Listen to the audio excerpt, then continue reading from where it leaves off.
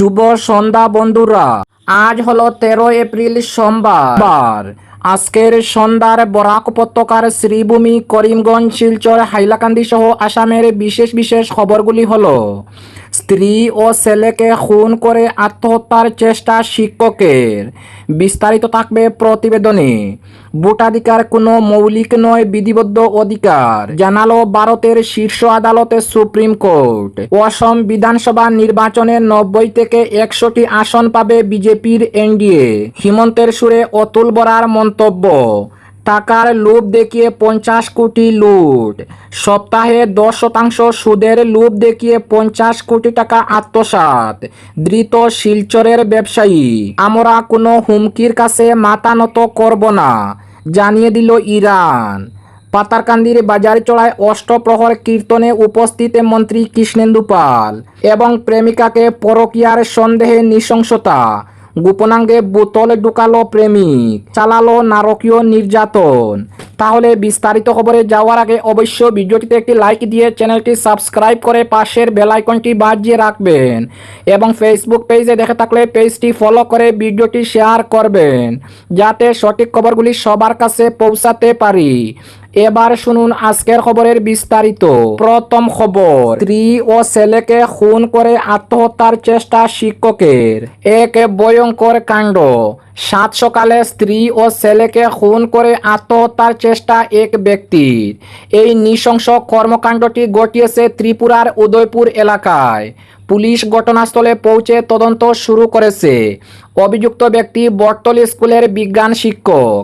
জানা যায়, উদয়পুরের চন্দ্রপুর বেলতলী এলাকার শিক্ষক অজিত দাস তার স্ত্রী রূপা দাস ও ছেলে দিগন্ত দাসকে খুন করে আত্মহত্যার চেষ্টা করেন।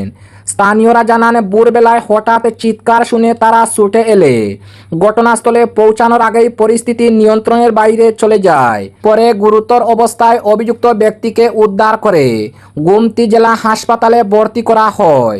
পরিবারের সদস্য নারায়ণ চন্দ্র দাস জানান, অজিত গত কয়েকদিন ধরে মানসিক সমস্যায় ভুগেছিলেন। এই মর্মান্তিক ঘটনার পর তিনি নিজেও বিষ পান করে আত্মহত্যার চেষ্টা করেন। তবে এই তথ্যের সত্যতা যাচাই করে দেখছে পুলিশ। এ ঘটনার খবর পেয়ে রাধা কিশোরপুর থানার পুলিশ অন্যান্য আধিকারিকরা দ্রুত ঘটনাস্থলে পৌঁছে তদন্ত শুরু করেছে। কী কারণে এই মর্মান্তিক ঘটনা ঘটল তা খতিয়ে দেখা হচ্ছে। অপরদিকে ভোটাধিকার কোনো মৌলিক নয়, বিধিবদ্ধ অধিকার, জানালো ভারতের শীর্ষ আদালতে সুপ্রিম কোর্ট। ভোটাধিকার কোনো মৌলিক অধিকার নয়। রবিবার বিষয়টি নিয়ে সাংবিধানিক অবস্থান আরও একবার স্পষ্ট করে দিল দেশের শীর্ষ আদালতে সুপ্রিম কোর্ট। আদালত জানিয়ে দিয়েছে, ভোট দেওয়ার অধিকার বা নির্বাচনে প্রার্থী হওয়ার অধিকার কোনোটিকই মৌলিক অধিকার নয়। এগুলি সম্পূর্ণভাবে আইন দ্বারা নির্ধারিত বিধিবদ্ধ অধিকার, যা নির্দিষ্ট শর্তের আওতায় কার্যকর করা হয়। সম্প্রতি রাজস্থানের একটি সমবায় দুধ উৎপাদন সমিতির নির্বাচন সংক্রান্ত মামলা নিয়ে ভারতের শীর্ষ আদালতে সুপ্রিম কোর্টে শুনানি হয়। সুপ্রিম কোর্টের বিচারপতি বি নাগরত্না এবং বিচারপতি আর মহাদেবনের বেঞ্চ এই মামলার শুনানি চলাকালীন আদালত তার গুরুত্বপূর্ণ পর্যবেক্ষণ তুলে ধরে। আদালত জানায়, ভোটাধিকার এবং নির্বাচনে প্রার্থী হওয়ার অধিকার এ দুটি আলাদা বিষয়। এগুলি সংবিধান প্রদত্ত মৌলিক অধিকার নয়, বরং আইন দ্বারা নির্ধারিত বিধিবদ্ধ অধিকার। তাই আইন অনুযায়ী নির্ধারিত শর্তের মধ্যেই এই অধিকার সীমাবদ্ধ থাকে, অর্থাৎ আইন যতটা অনুমতি দেয় তার মধ্যে এই অধিকার কার্যকর হয়।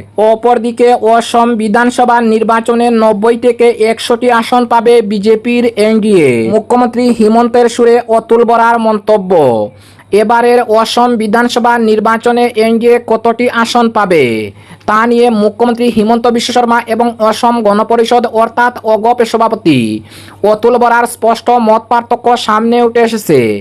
নির্বাচনী প্রচারের প্রথম দিন থেকেই বেশ আত্মবিশ্বাসের সুরে মুখ্যমন্ত্রী হিমন্ত বলে আসছেন, এবারের নির্বাচনে 90 থেকে 100টি আসনে বাজিমাত করবে এনডিএ। ভোট পর্ব শেষ হওয়ার পরে নিজের অবস্থান স্পষ্ট থেকে এক চুলও সরে দাঁড়াননি মুখ্যমন্ত্রী, বরং হিন্দুদের ভোটে বেশি পড়ায় মুখ্যমন্ত্রী আত্মবিশ্বাস এখন দ্বিগুণ হয়ে উঠেছে। কিন্তু অসম গণপরিষদের সভাপতি অতুল বরা সেই আত্মবিশ্বাস নেই। কেননা রবিবার সভাপতি বরা স্পষ্ট ভাষায় সাংবাদিকদের বলেছেন, এবারের নির্বাচনে এনডিএর আসনের সংখ্যা 90-এর আশেপাশে থাকবে। অর্থাৎ বিজেপি, অসম গণপরিষদ এবং বিপিএফ মিলিয়ে আসনের সংখ্যা যে 90-এর গড় স্পষ্ট করতে পারবে না। না, সেটাই বুঝিয়েছেন অতুল বরা। অপরদিকে টাকার লুট দেখিয়ে 50 কোটি টাকা লুট, সপ্তাহে 10% সুদের লুট দেখিয়ে 50 কোটি টাকা আত্মসাৎ, ধৃত শিলচরের ব্যবসায়ী। আর্থিক প্রতারণার ঘটনা চাপা দিতেই নিজেই আত্মগোপন করেছিলেন শিলচর বেরেঙ্গা দ্বিতীয় খণ্ডের যুবক সাদ্দাম হোসেন মজুমদার। পুলিশ এবার তাকে গ্রেফতার করেছে। পুলিশ সূত্রের খবর, সাদ্দাম উচ্চ হারে সুদ দেবার লোভ দেখিয়ে বেশ কয়েকজনের কাছ থেকে 50 কোটি টাকা আত্মসাৎ করেছেন। তবে অনুমান করা হচ্ছে এই প্রতারণার কারবারে তার সঙ্গে জড়িত রয়েছে আরও এক বা একাধিক লোক। সাদ্দাম এমনিতেই ডিমের ব্যবসা করেন। আইএ এক ট্রেডার্স নামে তার এক ব্যবসায়িক প্রতিষ্ঠান রয়েছে। গত 29 মার্চ হঠাৎ করে তিনি বাড়ি থেকে উধাও হন। তার পরিবারের লোকেরা এ নিয়ে সদর থানায় মিসিং রিপোর্ট করেন। তারা পুলিশকে জানান সাদ্দাম গৌহাটিতে গিয়ে নিখোঁজ হয়েছেন। সঙ্গে সন্দেহ করেন ঘটনাটি অপহরণকাণ্ড হতে পারে। পুলিশ এ নিয়ে খোঁজখবর চালানোর মধ্যে শনিবার খবর পাওয়া যায় সাদ্দাম বাড়ি ফিরে এসেছেন। তাই খবর পেয়ে পুলিশ তাকে থানায় নিয়ে যায়। এসব ঘটনাক্রমের মাঝে দিন কয়েক আগে সুনাই তোলারগ্রাম এলাকার এক ব্যক্তি সাদ্দামের বিরুদ্ধে থানায় এজাহার দায়ের করেন। তিনি অভিযোগ করেন সাদ্দাম তাকে উচ্চ হারে সুদের লোভ দেখিয়ে তার প্রতিষ্ঠানে প্রায় 5 কোটি টাকা লগ্নি করিয়ে পুরোটাই আত্মসাৎ করে নিয়েছেন। তোলারগ্রামের বাসিন্দা ওই ব্যক্তির বয়ান অনুযায়ী বেশ কিছুদিন আগে সাদ্দামের সঙ্গে তার সম্পর্ক গড়ে ওঠে।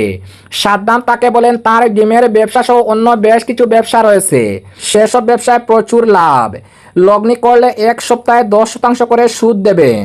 সাদ্দামের কথার জাদুতে বিশ্বাস করে প্রথমে তিনি 10 লক্ষ টাকা লগ্নি করেন। প্রথম কিছুদিন সাদ্দাম তাকে সপ্তাহে 10% হারে সুদ দিয়ে যান। অপরদিকে আমরা কোনো হুমকির কাছে মাথা নত করব না, সাফে জানিয়ে দিল ইরান। যুক্তরাষ্ট্রের প্রেসিডেন্ট ডোনাল্ড ট্রাম্পের হুমকির জবাব দিয়েছে ইরানের পার্লামেন্ট স্পিকার। যুক্তরাষ্ট্রের প্রেসিডেন্ট ডোনাল্ড ট্রাম্পের হুমকির জবাব দিয়েছেন ইরানের পার্লামেন্ট স্পিকার। ওয়াশিংটনের সঙ্গে শান্তি আলোচনার প্রধান আলোচক মোহাম্মদ বাগের গালিবাফ তিনি বলেছেন, আমরা কোনো হুমকির কাছে মাথা নত করব না। ট্রাম্পের হুমকির পরপরই রোববার 12 এপ্রিল রাষ্ট্রীয় গণমাধ্যমে দেওয়া এক বক্তব্যে তিনি একথা বলেছেন। গালিবাফ বলেন, যুক্তরাষ্ট্রের সঙ্গে আলোচনায় ইরান সদিচ্ছা দেখাতে খুব ভালো উদ্যোগ নিয়েছিল, যার ফলে আলোচনায় অগ্রগতি হয়েছিল। তিনি বলেন, ডোনাল্ড ট্রাম্পের নতুন হুমকি ইরানি জাতির ওপর কোনো প্রভাব ফেলবে না। তার ভাষায়, আপনি যদি লড়াই করেন, আমরা লড়াই করব, আমরা প্রস্তুত রয়েছি। আর যদি যুক্তি নিয়ে এগিয়ে আসেন, আমরা যুক্তি দিয়ে মোকাবিলা করব। আমরা কোনো হুমকির কাছে মাথা নত করব না। তারা চাইলে আবার আমাদের দৃঢ়তা পরীক্ষা করে দেখুক, যাতে আমরা তাদের আরও বড় শিক্ষা দিতে পারি। অপরদিকে পাতারকান্দির বাজারচড়ায় অষ্টপ্রহর কীর্তনে উপস্থিত মন্ত্রী কৃষ্ণেন্দু পাল। ধর্মীয় আবহে মুখরে বাজারচড়া অষ্টপ্রহর কীর্তনে অংশ নিলেন পাতারকান্দির বিধায়ক তথা শ্রীভূমির মন্ত্রী কৃষ্ণেন্দু পাল। তার ওই উপস্থিতিতে পাতারকান্দি বিধানসভার বাজারচড়া এলাকার জনজীবনে আবারও ধ্বনিত হল ভক্তি, আস্থা ও আধ্যাত্মিকতার এক অনন্য সুর। ধর্মীয় আবহে মোড়ানো এক পবিত্র পরিবেশে গতকাল গড়ে উঠল মানুষের হৃদয়ের গভীর অনুভূতির এক অপূর্ব মিলন মেলা, যা শুধু একটি অনুষ্ঠান নয়, বরং সমাজে শান্তি, সম্প্রীতি ও মানবিকতার এক উজ্জ্বল দৃষ্টান্ত। দুবারের বিধায়ক, অসম সরকারের মন্ত্রী এবং 2026 সালের বিধানসভা নির্বাচনে বিজেপি দলের মনোনীত প্রার্থী কৃষ্ণেন্দু পাল নির্বাচনের পরেও জনগণের সঙ্গে তার অটুট সংযোগ বজায় রেখে চলেছেন। ব্যস্ত রাজনৈতিক সময়সূচির মাঝেও তিনি ঘরে বসে না থেকে প্রতিনিয়ত সাড়া দিচ্ছেন নিজের কেন্দ্রের মানুষের ডাকে। দলীয় কর্মসূচি থেকে শুরু করে সামাজিক ও ধর্মীয় অনুষ্ঠানে সব ক্ষেত্রেই তার সক্রিয় উপস্থিতি নজরে পড়েছে, যা সাধারণ মানুষের কাছে তার গ্রহণযোগ্যতা ও দায়বদ্ধতার এক উজ্জ্বল নিদর্শন। এক ধারাবাহিকতার এক গুরুত্বপূর্ণ অধ্যায় হিসাবে রবিবার বাজারচড়া অঞ্চলে অনুষ্ঠিত হল এক পবিত্র অষ্টপ্রহর কীর্তন। অনুষ্ঠানে উপস্থিত থেকেও নিজের অনুভূতি ব্যক্ত করে মন্ত্রী কৃষ্ণেন্দু পাল বলেন, এমন ধর্মীয় আধ্যাত্মিক আয়োজনে অংশগ্রহণ করতে পেরে আমি নিজেকে সত্যি ধন্য মনে করেছি। অষ্টপ্রহর কীর্তন শুধু একটি ধর্মীয় অনুষ্ঠান নয়, এটি মানুষের মধ্যে শান্তি, ঐক্য ও ভ্রাতৃত্ববোধে জাগ্রত করার এক শক্তিশালী মাধ্যম।